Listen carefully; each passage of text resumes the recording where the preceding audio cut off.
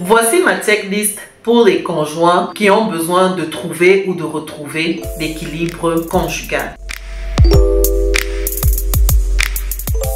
Premièrement, considérez votre conjoint ou votre conjointe comme vous-même. Cet homme ou cette femme que vous avez en face de vous, que vous avez à côté de vous, est un être humain comme vous-même, qui a ses besoins, qui a ses capacités, qui a ses incapacités, son vécu. Donc, considérez cette personne comme vous-même parce que vous aussi, vous avez la même réalité. Cela va vous aider à ne pas être trop exigeant envers cette personne ou alors à ne pas considérer cette personne comme une personne trop faible parce que vous allez plutôt mettre en avant ses qualités, son potentiel ou alors prendre en considération ses limites parce que c'est un être humain et non pas parce que c'est une épouse ou bien un époux, mais juste parce que c'est un être humain.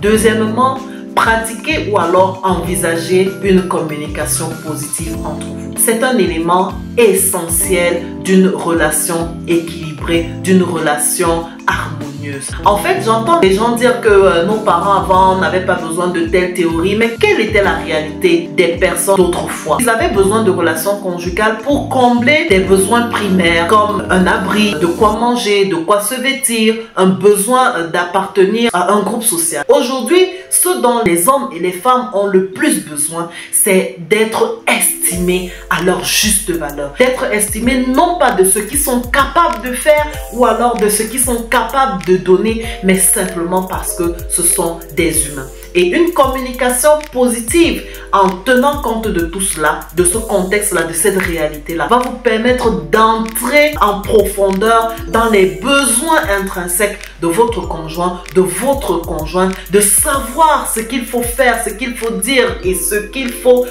manifester à un moment ou à un autre et d'engager une réalité communicationnelle capable de toucher le cœur de votre conjoint, de toucher le cœur de votre conjointe et de lui apporter les réponses existentielles à ses besoins personnels qui peuvent ne pas être vos besoins à vous, qui peuvent ne pas être similaires à ce à quoi vous vous attendez à un moment donné, mais qui sont propres à cette personne. N'oubliez pas que le mariage a pour but de rechercher le bonheur de l'autre et non pas d'abord le bonheur de soi-même.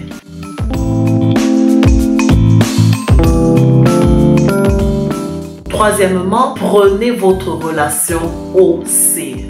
Bon nombre de personnes, une fois qu'ils sont mariés, ils se disent bon, ça c'est quelque chose que j'ai déjà mis dans une case, je continue ma vie, je fais basta, je passe à autre chose. Et voilà là où le fossé commence à se créer. Il y a vous, il y a votre conjoint et il y a votre relation. Nourrissez cette relation. Elle a besoin d'être nourrie, elle a besoin d'être enrichie, elle a besoin d'être entretenue. La relation en elle-même. Prenez votre relation au sérieux. Investissez tout ce qui est nécessaire pour que vous puissiez vivre dans cet équilibre, pour que cette relation puisse vous produire les fruits que vous recherchez à travers elle.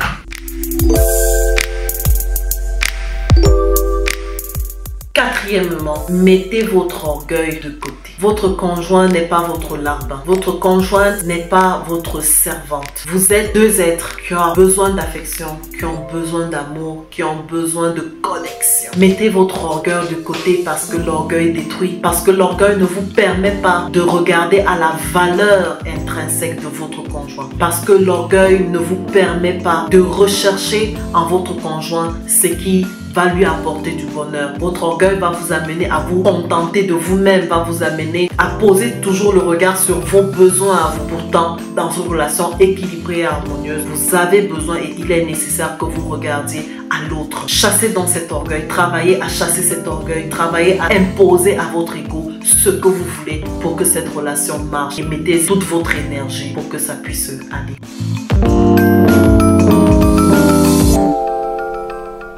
Cinquièmement, priez pour votre conjoint. La réalité, c'est que beaucoup de personnes s'investissent dans la prière en faveur de leur mariage avant la célébration de celui-ci. Et puis, une fois qu'on est passé devant l'officier d'état civil ou devant un représentant religieux, que ce soit le prêtre, le pasteur ou l'imam, on estime que le fait est accompli, il n'y a plus rien à faire, tout va se passer de manière miraculeuse et harmonieuse. harmonieuse. Et pourtant, en vous investissant dans la prière après votre mariage, je veux dire dans votre quotidien de vie conjugale, vous serez surpris de vous rendre compte que Dieu prête une oreille attentive à ce genre de prière. Et pourquoi? Parce que lorsque vous priez pour votre conjoint, vous faites une offrande d'amour, vous intercédez pour son enfant, vous vous investissez à présenter au Seigneur ce qui ne va pas et vous lui demandez de la faveur pour son enfant, pour cet homme et cette femme qu'il aime bien, parce qu'il ne faut pas penser que je n'aime pas votre conjoint ou bien votre conjointe parce qu'il vous fait ceci ou cela que vous-même vous n'approuvez pas. C'est un enfant de Dieu, c'est une créature de Dieu, il l'aime et il a besoin de quelqu'un pour intercéder pour lui, pour intercéder en sa faveur. En mettant donc cet ingrédient très important dans votre vie conjugale de chaque jour, vous allez être surpris du bonheur que ça peut vous apporter. Voilà donc 5 éléments de ma checklist du conjoint qui cherche l'harmonie, conjoint qui cherche à apporter de l'équilibre à son partenaire de vie, à sa moitié. Je vous souhaite le bonheur.